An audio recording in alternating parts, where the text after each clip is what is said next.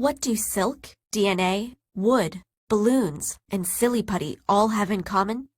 They're polymers. Polymers are such a big part of our lives that it's virtually impossible to imagine a world without them. But what the heck are they? Polymers are large molecules made of small units called monomers, linked together like the railroad cars from a train. Poly means many, and mono means one, and mers or marrow means parts.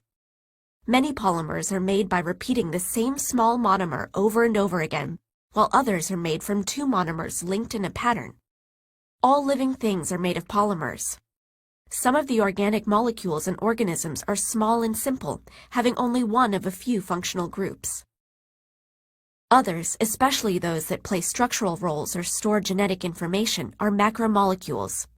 In many cases, these macromolecules are polymers. For example, complex carbohydrates are polymers of simple sugars, proteins are polymers of amino acids, and nucleic acids, DNA and RNA, which contain our genetic formation, are polymers of nucleotides. Trees and plants are made of the polymer cellulose. It's the tough stuff you find in bark and stems. Feathers, fur, hair, and fingernails are made up of the protein keratin, also a polymer. It doesn't stop there. Did you know that the exoskeletons of the largest phylum in the animal kingdom, the arthropods, are made of the polymer chitin? Polymers also form the basis for synthetic fibers, rubbers, and plastics.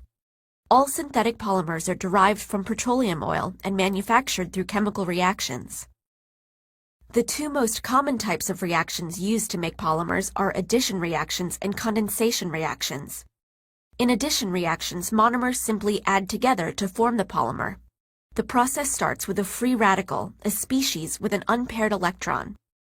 The free radical attacks and breaks the bonds to form new bonds. This process repeats over and over to create a long-chain polymer.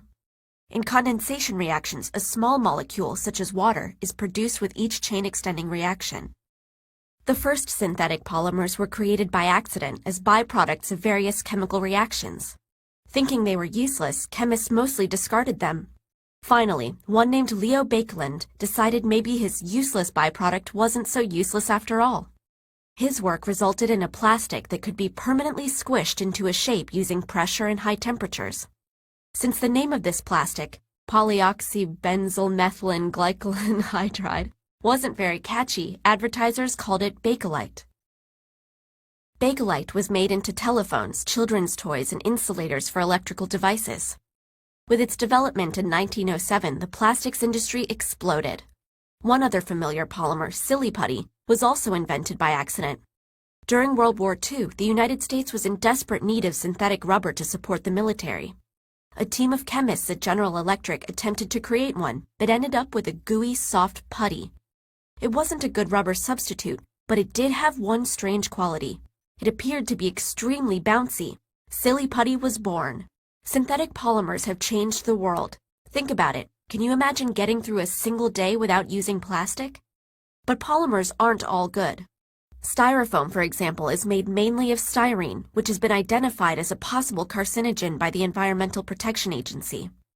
As styrofoam products are being made, or as they slowly deteriorate in landfills or the ocean, they can release toxic styrene into the environment. In addition, plastics that are created by addition polymerization reactions, like styrofoam, plastic bags, and PVC, are built to be durable and food safe, but that means that they don't break down in the environment. Millions of tons of plastics are dumped into landfills every year. This plastic doesn't biodegrade, it just breaks down into smaller and smaller pieces, affecting marine life and eventually making their way back to humans. Polymers can be soft or hard, squishy or solid, fragile or strong. The huge variation between means they can form an incredibly diverse array of substances, from DNA to nylon stockings.